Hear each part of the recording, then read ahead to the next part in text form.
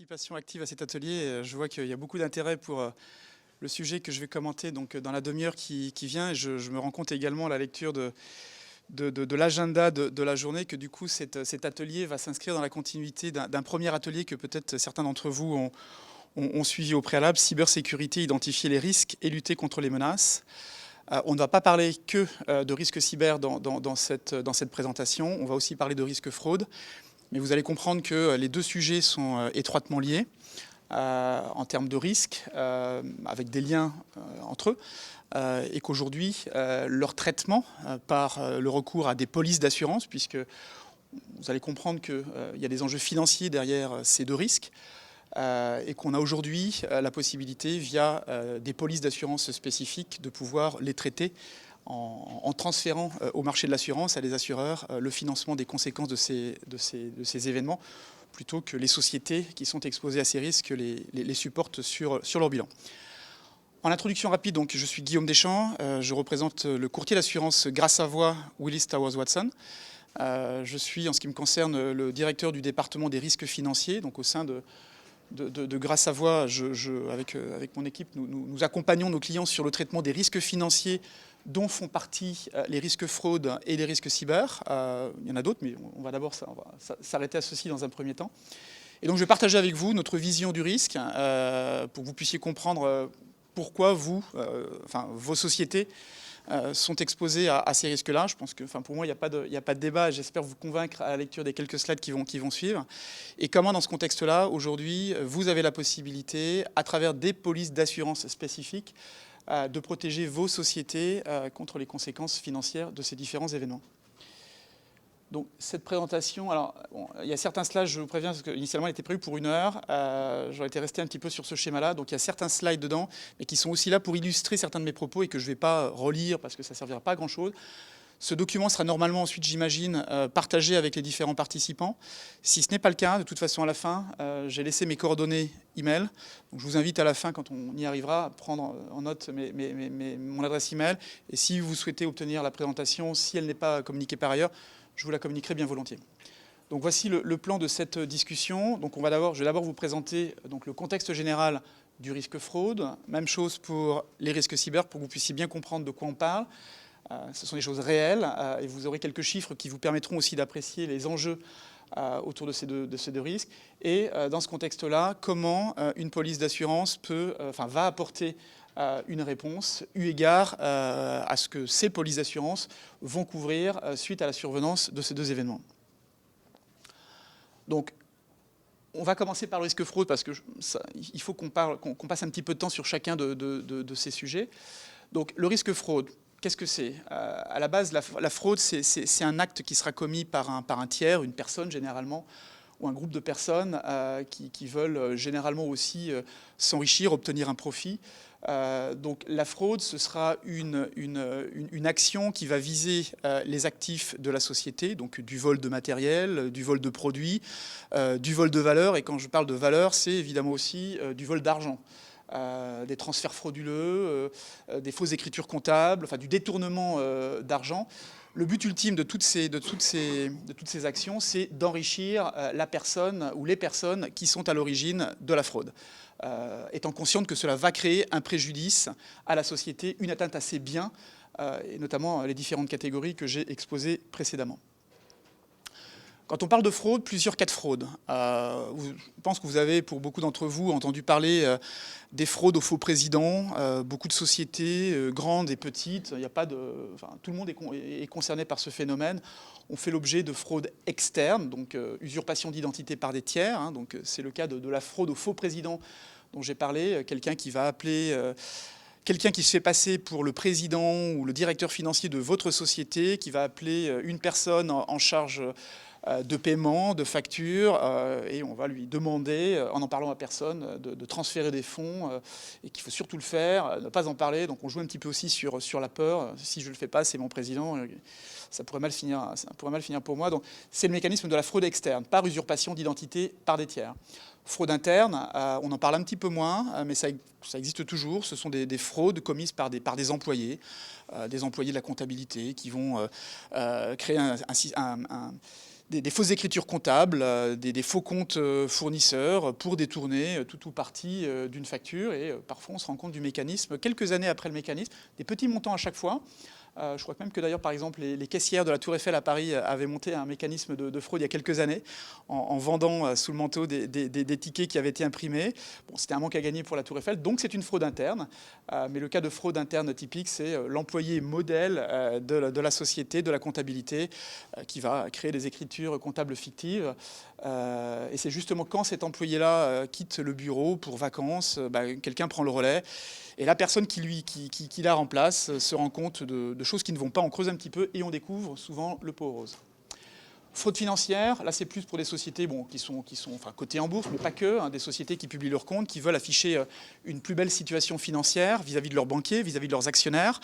Donc là c'est pareil, c'est de la fraude financière, mais pour faire apparaître un bilan beaucoup plus positif qu'il n'est, pour continuer à avoir le support des banques. Et quand on découvre également ces écritures comptables, c'est peut-être parfois trop tard, puisque la société est dans une mauvaise situation. Et dans certains cas, les créanciers n'obtiennent pas les montants qui leur étaient dus, ou les banques ne récupèrent pas le montant qui avait été prêté à la société. Fraude informatique, dernier cas de fraude, alors qui du coup rentre un petit peu sur le terrain des risques cyber, puisque la fraude informatique, ce sera du détournement de données. Donc c'est là où effectivement on a une zone un peu commune entre la fraude et le cyber, mais ce sera l'intrusion dans le système informatique par des tiers pour dérober, voler des données qui seront ensuite vendues, utilisées au bénéfice du tiers qui aura été en mesure de s'introduire dans les systèmes. Donc voilà ici les différentes catégories de fraude qui existent. Les conséquences d'une fraude, pour bien en comprendre les enjeux. Bon, évidemment, c'est la perte du montant de l'objet ou de l'actif qui a été volé, de l'argent, des biens qui étaient la propriété de la société. Donc la société en perd la possession et la valeur. Il faut en racheter, ou on a moins d'argent si c'est de l'argent qui a été volé. De la perte de données, avec dans certains cas également des frais pour reconstruire les données. Donc ça va générer, dans un premier temps, des coûts directs, la perte, la destruction, la détérioration, et donc la reconstitution de ces données. Et dans certains cas, donc là c'est plus vrai sur l'intrusion dans le système informatique, si à un moment on doit arrêter le système informatique pour arrêter le problème, essayer de le résoudre, ça peut se traduire aussi par une perte d'exploitation, c'est-à-dire l'incapacité de la société à générer du chiffre d'affaires, parce que c'est la perte de chiffre d'affaires liée à l'arrêt du système. Donc c'est une perte aussi qui serait consécutive à une fraude. Les pertes indirectes, je pense que la plus importante d'entre elles, je vais les mettre de côté, baisse du cours de bourse, parce que ça ne concernera évidemment que les sociétés qui sont cotées en bourse. Celle à retenir aujourd'hui, par contre, qui est d'intérêt, je dirais, pour toute société, c'est la dernière, c'est la mise en cause personnelle des dirigeants.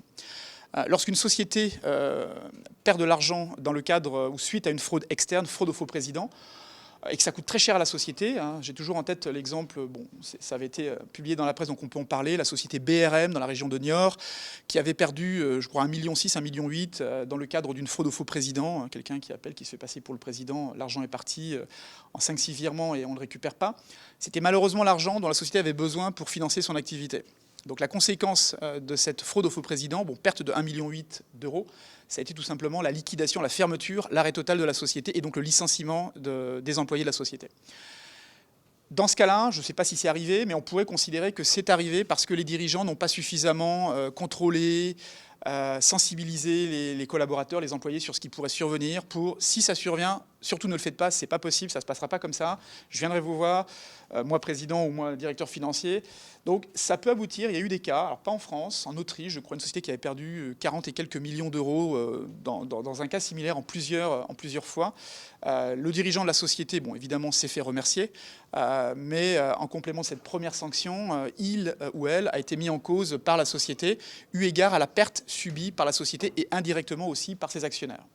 Donc une fraude peut aboutir à la mise en cause de la responsabilité civile, personnelle, d'une personne physique, d'un individu qui agit en tant que dirigeant. Ensuite, perte d'image, perte de confiance. Si évidemment on travaille avec une société qui a subi une fraude, certains clients pourraient s'en détourner au motif que ce n'est pas suffisamment sérieux, on en parle depuis des années et ils n'ont pas forcément été en mesure de sensibiliser ou de prendre les bonnes mesures. Donc ça peut aussi se traduire par une nouvelle perte de chiffre d'affaires dès lors que des clients se détourneraient de votre société. vais pas les commenter, mais enfin, voilà, vous les aurez dans les slides quand vous les aurez. Mais vous voyez que c'est du concret. Hein. J'ai mentionné ici des cas de fraude plus ou moins récents, enfin même 2013, c'est pas si vieux que ça, dont la presse a pu parler. Hein. Donc la presse peut en parler aussi, même si bon, ça doit quand même rester un peu confidentiel. Mais vous voyez que ça va de 23 millions pour Vallourec à 1,6 million pour BRM. Voilà, c'était 1,6 million, je l'ai mentionné tout à l'heure, mais non pas 1,8 million. Michelin, KPMG, Intermarché, enfin que des noms que vous connaissez tous, que l'on connaît tous, et d'autres qui ne sont pas cités ici. Je pense que vous avez certainement eu des tentatives de fraude dans vos sociétés. Il y a beaucoup de tentatives, toutes n'aboutissent pas, heureusement, sauf bon, dans certains cas, mais voilà, juste un exemple, mais surtout pour que vous puissiez aussi voir quels sont les montants en jeu et quels ont été les montants qui ont été perdus par les sociétés dans le cadre de fraude externe, mais également dans le cadre de fraude interne, donc au bénéfice d'employés qui ont organisé ces systèmes de fraude. Un ou une employée qui a détourné Office de tourisme de La Rochelle quasiment 680 000 euros. C'est une somme. En combien de temps, je ne sais pas. Parfois, c'est sur plusieurs années, pour pas que ce soit trop visible. Mais voilà ce dont on parle en termes d'enjeux et de conséquences. Là, je vais passer rapidement dessus, et encore une fois, vous les aurez, enfin, je les ai indiqués ici pour que vous les ayez ensuite dans les slides quand vous les récupérez, mais c'est des exemples supplémentaires qui viennent de chez Euler Hermès. Euler Hermès, alors, voilà, Euler Hermès est très actif sur le suivi de ce phénomène de fraude, en complément de ce que j'ai pu vous dire avant. Euler Hermès, à travers son étude annuelle, met en évidence que la fraude est un phénomène qui se développe. Quelles sont les sociétés qui sont visées? Tentative de fraude, 7 entreprises sur 10. Une entreprise sur 5 a connu plus de 10 tentatives de fraude en 2018. Quel type de société? Quel type de fraude? Donc, ce sont des chiffres, mais qui sont basés sur les commentaires qui ont été recueillis dans le cadre d'une étude que vous pourrez aussi trouver dans cette présentation. Bon, là, je pense que je l'ai commenté en partie tout à l'heure aussi sur les différents cas de fraude externe, usurpation d'identité. Donc, je passe rapidement dessus volontairement parce que c'est juste pour illustrer. Je ne vais pas relire ce que j'ai indiqué ici, mais une fois que vous aurez mis la main, je dirais, sur ces slides, vous pourrez le lire par vous-même et comprendre quel a été le mécanisme dans chacun de ces cas qui a abouti à la perte des montants figurant dans chacun de ces cas ici. Voilà. Comme on a juste une demi-heure et qu'il peut y avoir ensuite des questions, je préfère avancer, et sachant qu'encore une fois, vous aurez accès à ces documents, et notamment dans la version PowerPoint de ce document, il y a 3 fichiers ici qui sont dans la présentation, qui vous permettront d'obtenir totalement l'intégralité de l'étude, en complément, je dirais, des extraits que j'ai mis ici. Le document à droite, c'est l'infographie étude, mais vous l'aurez également en version PDF pour ensuite la partager aussi en interne avec ceux de votre collègue que cela pourrait intéresser. Donc pour la fraude, vous avez compris, c'est du détournement, c'est de l'atteinte aux actifs, vol d'actifs, de valeurs, de l'argent, fraude interne, fraude externe. Voilà quel est grosso modo le mécanisme et le contexte des fraudes, de la fraude. On est là aussi pour parler des risques cyber. Les risques cyber, c'est un peu différent. C'est malgré tout très proche de la fraude, puisque une attaque cyber ou une intrusion dans les systèmes, l'action d'un hacker, va pouvoir aboutir à une fraude. Aujourd'hui, bon, ça c'est également des éléments statistiques qui reflètent la réalité autour de ce risque-là. Beaucoup de sociétés, PME, ETI, groupes internationaux ont été victimes d'attaques cyber. Je pense que tout le monde a entendu parler de NotPetya, de WannaCry en 2017, virus en provenance d'Ukraine qui a infecté beaucoup de sociétés. Saint-Gobain, la presse en a parlé. Une société également Maersk, société de transport dans le nord de l'Europe, avec des montants très importants, 80 millions d'euros pour l'une d'entre elles, plus de 200 millions pour l'autre. En mettant de côté ces grands exemples, aujourd'hui, beaucoup de sociétés de toute taille les employés reçoivent des emails qu'il ne faut surtout pas ouvrir, avec un lien, avec une pièce jointe. Et c'est justement en cliquant sur ces liens, sans savoir qui l'a envoyé et de quoi il s'agit, qu'on bloque dans certains cas un système informatique en introduisant un virus dans les systèmes informatiques avec demande de rançon ensuite pour débloquer le système en euros ou en bitcoin pour reprendre les technologies modernes. Donc aujourd'hui, c'est une réalité pour beaucoup de sociétés.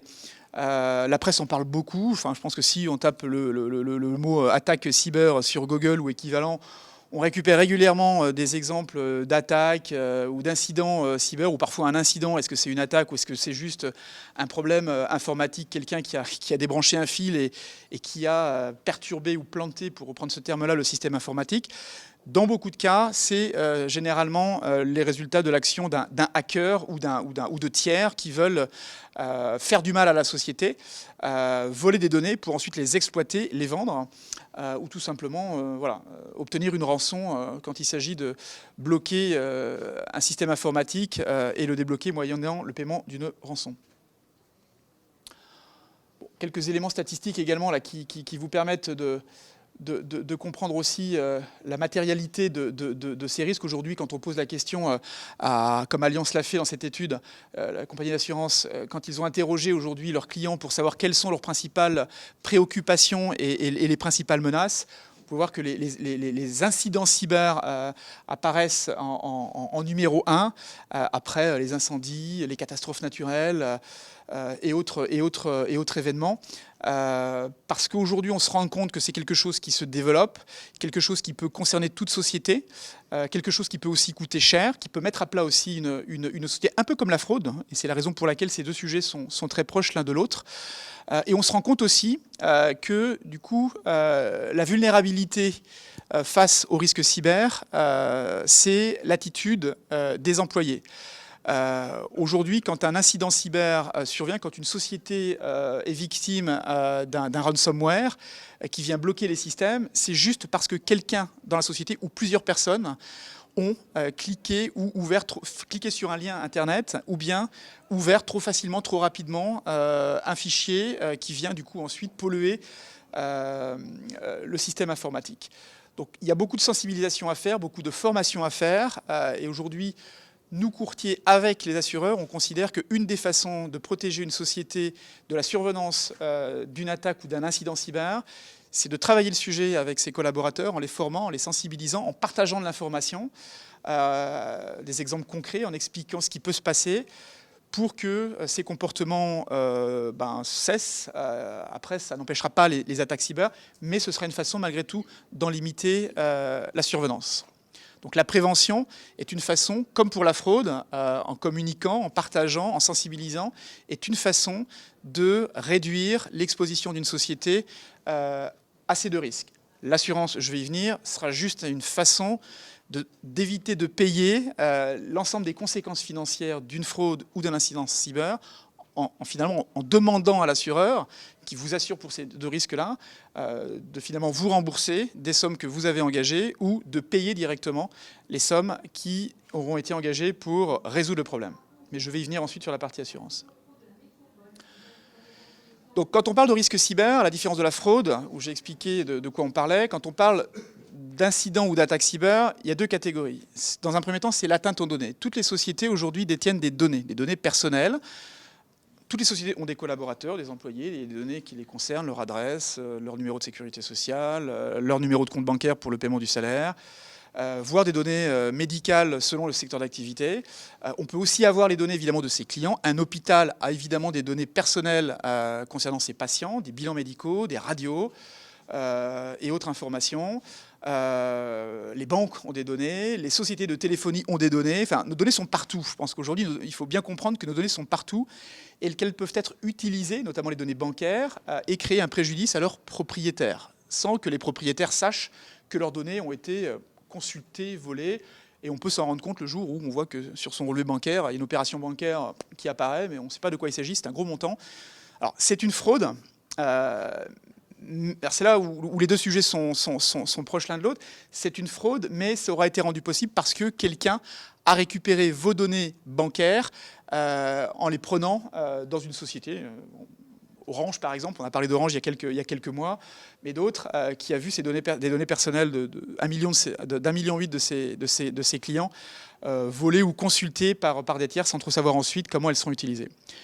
Donc risque cyber, le premier point, c'est l'atteinte aux données et leur utilisation au détriment de leurs propriétaires. L'autre sujet, c'est l'atteinte au système d'information. C'est le fait que quelqu'un, un tiers, s'introduise dans les systèmes informatiques de la société pour en gêner le fonctionnement, pour en bloquer tout simplement le fonctionnement, Dans certains cas, c'est arrivé, alors hein, c'est là où la réalité rejoint un peu la fiction des séries télé qu'on a pu voir, la prise de contrôle d'une usine à distance, la prise de contrôle d'un réacteur, la prise de contrôle de je ne sais pas quoi, mais aujourd'hui, tous les systèmes de production, enfin beaucoup de systèmes de production sont gérés par des systèmes informatiques. Donc des hackers très intelligents ou très actifs ont potentiellement aujourd'hui la possibilité de rentrer dans les systèmes pour arrêter ou pour prendre le contrôle d'une activité, avec des conséquences qu'on peut imaginer. Est-ce qu'on peut aujourd'hui prendre le contrôle d'un avion ? On peut l'imaginer, c'est peut-être de la fiction aujourd'hui. Est-ce que demain ça peut devenir une réalité ? Potentiellement. Encore une fois, la prise de contrôle d'un réacteur nucléaire, je pense qu'il y a eu quelques cas, ou en tout cas des menaces identifiées. Est-ce qu'on a considéré que oui, c'était en train de se faire et qu'on a réussi à l'arrêter ? Peut-être, je pense qu'on ne le saura pas, mais aujourd'hui on parle de ça également. D'accord ? Donc pour une société, même pour en revenir à une société, à une PME qui a un outil de production, ça peut être problématique. Je vais utiliser un exemple dont vous avez peut-être entendu parler aussi, Fleury-Michon, il y a quelques mois, la presse en a parlé, donc je ne parle que de cas dont la presse a parlé. Fleury-Michon a subi une attaque cyber il y a quelques mois. Ils ont géré la crise pour savoir ce qui se passait, pour arrêter ce blocage et le résoudre. Ils ont dû arrêter leur production pendant quelques semaines. On sait que ça a créé donc un arrêt de production et donc une perte d'exploitation. C'est plusieurs millions qui étaient en jeu. Donc là, on est vraiment dans la deuxième section de ce risque-là, l'atteinte au système d'information qui arrête, qui perturbe l'activité, qui va se traduire par un arrêt de l'activité, du chômage technique, donc de la perte de chiffre d'affaires, des frais supplémentaires, des heures supplémentaires pour faire travailler les personnes et résoudre la crise au plus vite. On est dans ce registre-là. Donc voilà de quoi on parle quand on parle des risques cyber, donc par rapport à la fraude où ce n'est que le vol d'actifs, des produits ou des valeurs financières. Une fois qu'on a compris ce qui pouvait se passer et les enjeux, donc vous avez vu tout à l'heure les montants pour la fraude, cyber, j'en ai parlé aussi tout à l'heure, Fleury-Michon, quelques millions, pour prendre un exemple de société, une belle société française et pas la grosse multinationale comme Saint-Gobain ou comme Maersk, qui ont, elles, connu des montants proches de 100 millions ou même de 200 millions dans certains cas, et d'autres plus que ça, notamment quand les sociétés sont cotées en bourse et qu'en plus de ça, on a des actionnaires qui vont se plaindre de ce qui s'est passé et que ça multiplie le nombre de litiges. Donc il y a des enjeux financiers pour les sociétés qui peuvent, dans certains cas, si je reprends BRM, mettre à plat une société. Et c'est là où on va trouver tout l'intérêt de polices d'assurance spécifiques et de deux polices distinctes. Je vais commencer par parler de la police fraude. La police fraude donc, va couvrir une société, donc, et l'ensemble de ses filiales, donc, elle sera déclenchée suite à une fraude qui sera déclarée donc, à l'assureur, après qu'il y ait eu une déclaration à la police. C'est le trigger pour déclencher cette police d'assurance.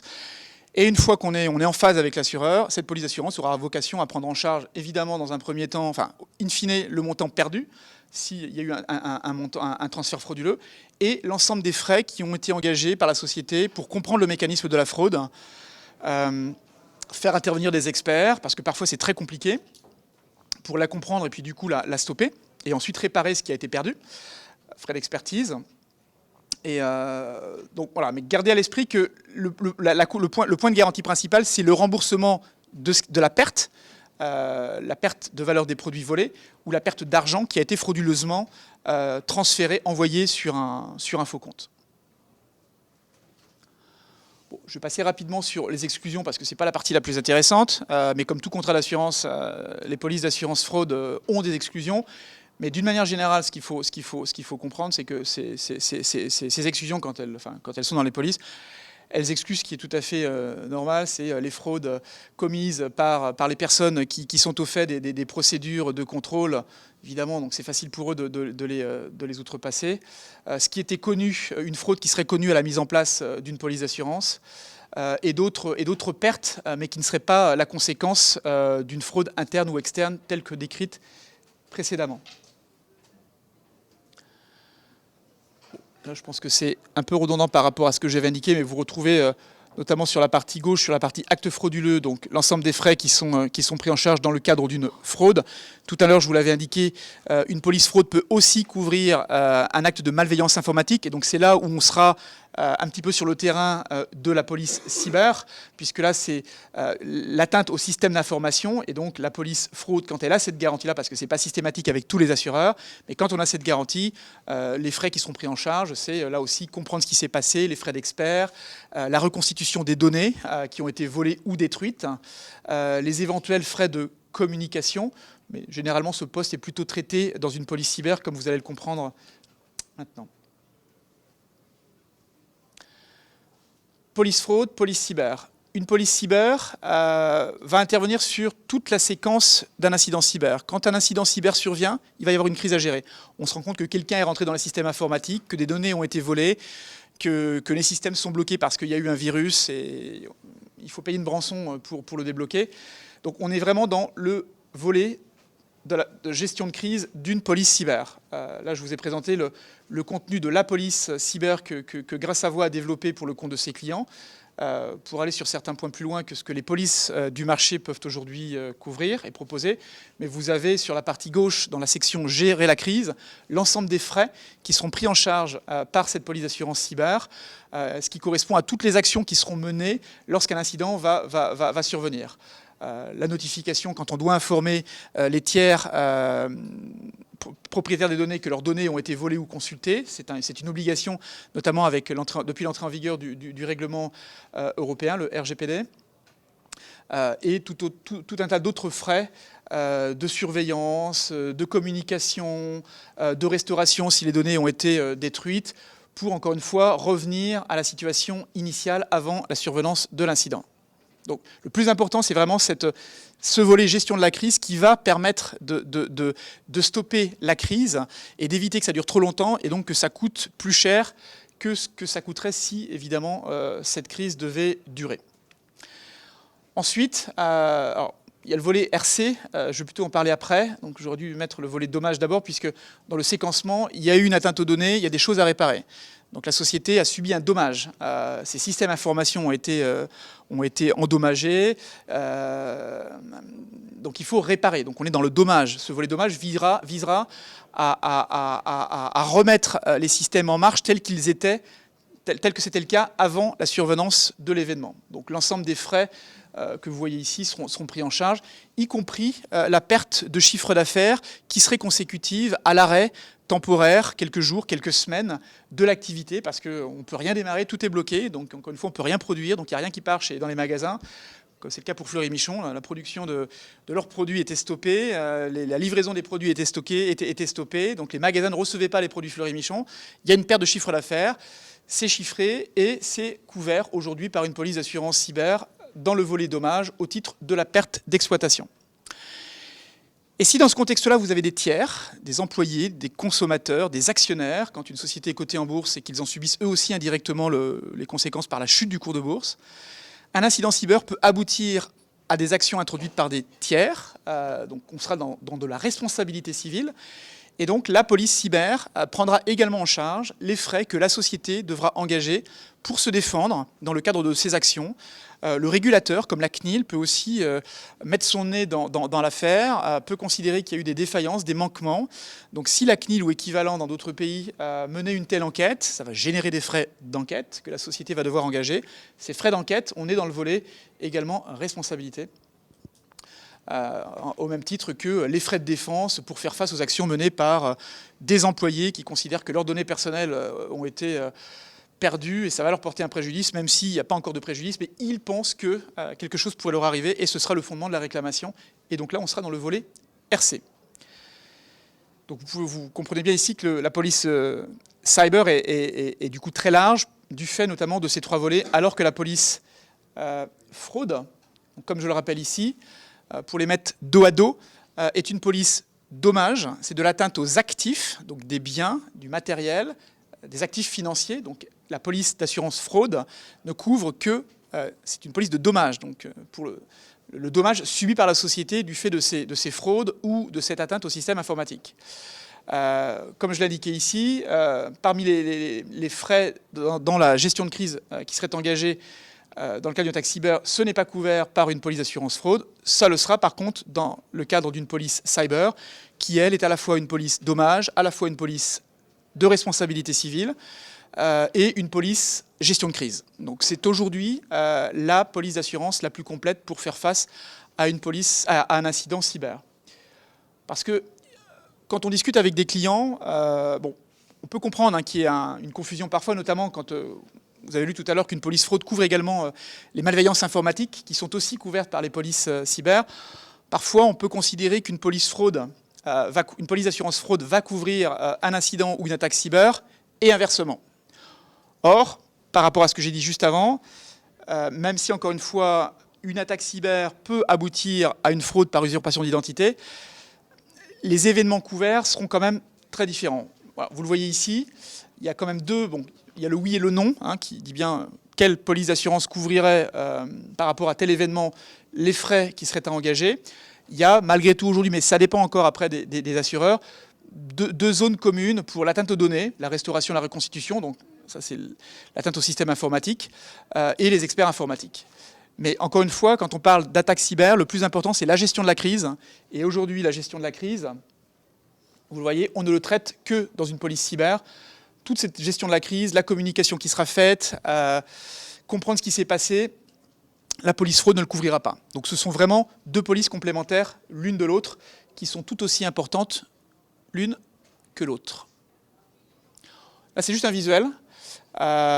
On a parlé de police cyber tout à droite, police fraude tout à gauche. On a également, pour parler des incidents cyber, j'ai simplement voulu vous montrer ici comment d'autres polices d'assurance que vous avez pu aussi déjà mettre en place. KIENAR, c'est une police de kidnapping et de rançon, lorsque des collaborateurs d'une société se font kidnapper dans des zones du monde un peu sensibles. Donc ça existe et on couvre aussi ce risque-là par une police d'assurance, donc KIENAR, notamment par la prise en charge de la rançon, malgré tout le débat qu'il peut y avoir sur le sujet. Une police RC des mandataires sociaux, donc qui couvre les dirigeants de la société pour des réclamations qui les viseraient suite à une faute de gestion. Responsabilité civile ou responsabilité professionnelle. Et des DPE, ce sont les polices dommages. Dommages aux biens, perte d'exploitation. Donc vous avez ici la quasi-totalité des polices qu'une société industrielle, commerciale a mis en place pour protéger son activité par rapport à ces différents risques. Et vous voyez que par rapport sur cette colonne type de couverture, en fait, ce sont avec les trois volets, gestion de crise, dommages, RC, et l'ensemble des frais qui sont généralement engagés lorsqu'un événement cyber intervient. Vous voyez comment toutes les polices aujourd'hui peuvent intervenir. Donc vous comprenez déjà en comparant fraude et cyber qu'une police cyber couvrira beaucoup plus de frais qu'une police fraude dans le cadre d'une attaque ou d'un incident cyber. Donc oui, encore une fois, une police fraude ne couvrira pas ce qu'une police cyber est censée couvrir, même si aujourd'hui certains assureurs ont développé ce qu'on appelle des polices combinées, c'est-à-dire une police avec les deux volets, c'est-à-dire une police avec deux sections, une section fraude, une section cyber. Mais même si c'est le même assureur, avec la même limite de garantie, chacun des risques sera quand même couvert sur la base de deux polices bien distinctes, avec des extensions de garantie spécifiques, des définitions bien spécifiques, parce que chaque risque a ses particularités. Juste pour être attentif au temps, mais je pense qu'on est dans les temps, on attend la demi-heure. En conclusion, même si je suis conscient que c'est un peu rapide, mais on le fait avec le temps qui nous a été alloué, vous l'avez compris, quand on parle de risque fraude, de risque cyber, aujourd'hui, ce ne sont pas des expositions qui sont limitées aux grands groupes internationaux. Toute société, vous l'avez vu à travers les exemples dont la presse a parlé, toutes les sociétés sont aujourd'hui exposées à ces deux risques, avec des conséquences financières plus ou moins importantes. Vous l'avez compris aussi tout à l'heure à la lecture de quelques chiffres. Donc on ne peut pas aujourd'hui rester indifférent à ces risques-là, et aussi à la façon dont aujourd'hui on peut traiter ces risques à travers des polices d'assurance. Oui, évidemment, ça va coûter quelque chose, une prime d'assurance, mais la prime d'assurance sera toujours inférieure au coût de la survenance de ces événements sans assurance. C'est toujours le problème de l'assurance, c'est qu'on paye quelque chose, tout comme une police d'assurance automobile ou habitation. Il nous est jamais rien arrivé, mais le jour où ça arrive, on en comprend tout l'intérêt. C'est la même chose pour l'assurance cyber et l'assurance fraude. Aujourd'hui, je pense qu'il faut considérer que ça peut arriver à tout le monde. Et si ça ne vous est pas arrivé, je ne vous le souhaite pas, mais c'est quelque chose qui, malgré tout, peut, du fait de l'évolution des techniques de fraude et d'attaque cyber, peut demain, malheureusement, vous concerner.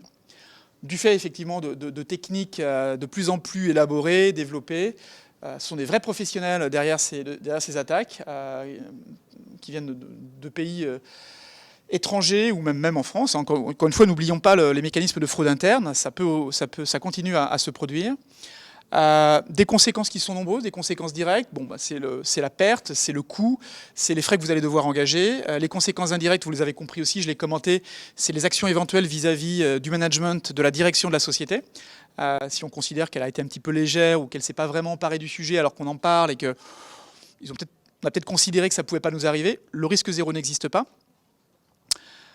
Des risques qui sont encore transférables au marché de l'assurance. C'est des risques aujourd'hui qui sont couverts par les assureurs. Les assureurs, malgré tout, ont de plus en plus de sinistres, ce qui reflète bien aussi la réalité du risque. Ce qui montre bien aussi que ces polices d'assurance fonctionnent, c'est pas du vent. Et parce que les assureurs voient de plus en plus de sinistres arriver, donc ça leur coûte de plus en plus cher, ils peuvent considérer qu'ils n'ont pas forcément eu le bon niveau de prime aussi.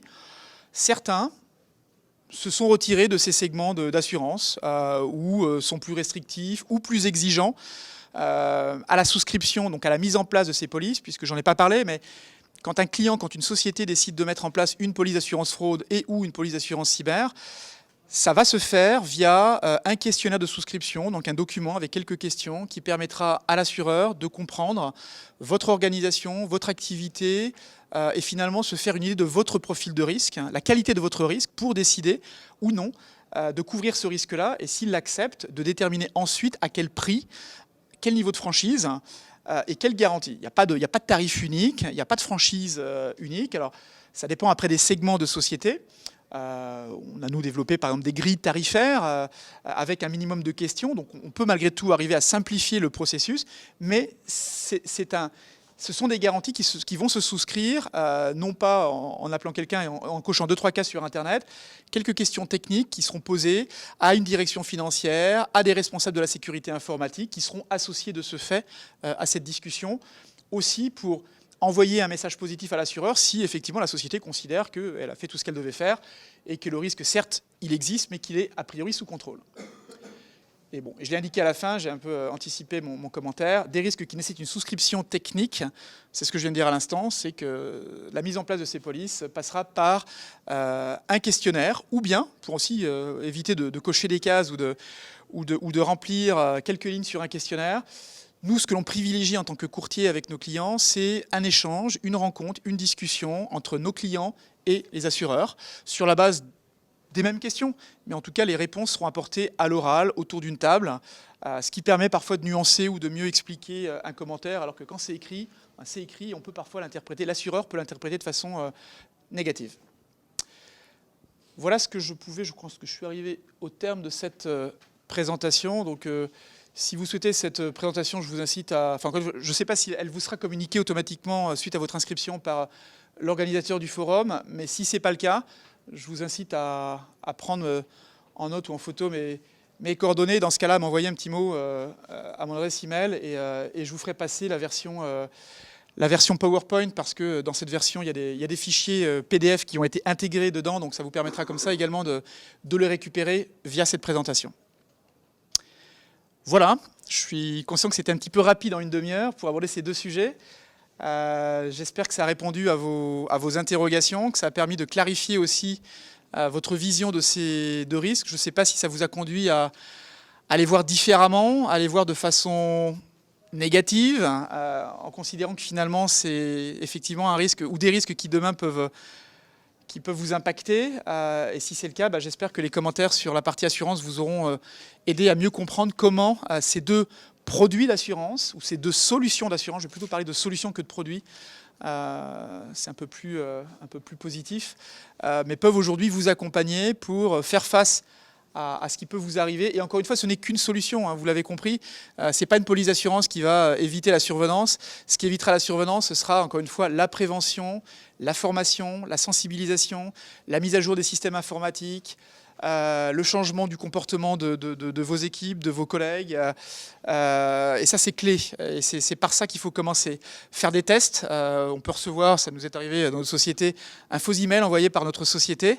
Je crois qu'un jour, on nous a informé qu'on allait bénéficier via le CE d'un abonnement gratuit à Netflix pendant 1 mois. Bon, le mail était un peu bizarre, parfois il faut cliquer dessus ou chercher la petite faute. C'était un faux, évidemment. Celui ou celle qui cliquait dessus et qui donnait ses coordonnées bancaires pour bénéficier, parce que c'était le préalable, c'était 1 mois gratuit, mais il fallait commencer par donner ses coordonnées bancaires. C'est du phishing, voilà, ça peut arriver. Donc les sociétés font des tests pour voir justement comment leurs collègues, leurs collaborateurs gèrent ce sujet-là. Et ça continue. Donc je pense que c'est là-dessus qu'il faut faire porter l'effort. Et l'assurance vient compléter ces actions. C'est un mécanisme qui vient compléter tout le reste, mais ça permet malgré tout de protéger le bilan de la société et de permettre à la société de continuer à travailler et même dans certains cas à survivre malgré la survenance de ces événements. On a peut-être le temps pour des questions.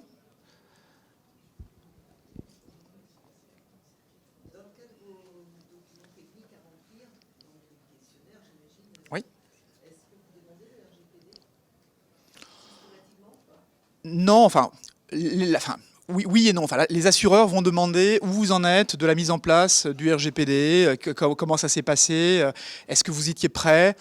Je pense qu'aucune société n'était prête le 25 mai 2018. Donc une société qui dit oui, je suis totalement prêt, je pense qu'aujourd'hui c'est pas vraiment plausible. Et les assureurs d'ailleurs n'ont aucun problème à entendre d'un client, en tout cas à l'époque, que nous on n'est pas prêt. C'est un processus qui est long. Mais oui, la question est posée pour savoir comment vous avez traité le sujet. Après, si la réponse c'est oui, c'est en cours, mais c'est pas finalisé, c'est pas négatif. C'est un gros chantier. Mais oui, la question est posée. Oui, ça fait partie des questions posées pour apprécier la façon dont une société s'empare du sujet.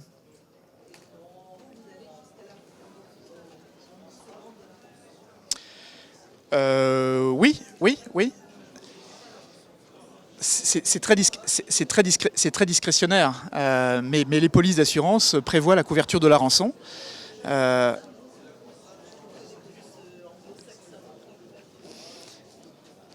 Les polices cyber couvrent la rançon suite à une cyberextorsion. Enfin, en tout cas, c'est prévu contractuellement. Maintenant, c'est un peu comme la couverture des amendes et pénalités dans certaines polices. C'est prévu, voilà, exactement. Donc, c'est prévu contractuellement dans la police. Par contre, les assureurs vous écrivent toujours, ce sera couvert si c'est considéré comme légalement assurable.